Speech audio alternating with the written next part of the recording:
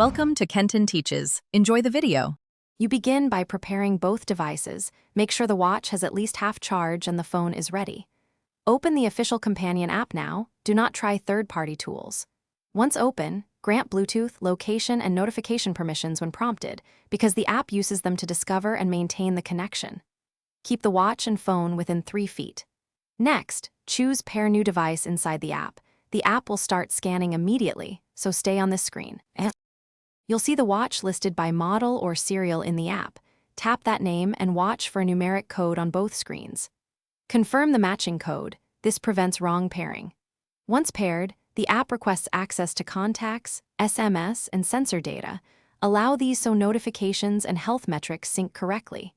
If a firmware update appears, accept it unless you need uninterrupted use.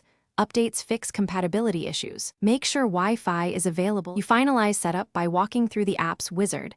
Customize watch faces, notification filters, and health goals because these settings control daily behavior. Once done, test an incoming call, a message, and a health reading to verify end-to-end sync. If something fails, restart both devices first, then unpair and pair again. If pairing still fails, reset the watch's network settings and the phone's Bluetooth cache. This clears stale data and usually resolves lingering connection conflicts. Try pairing again after those steps.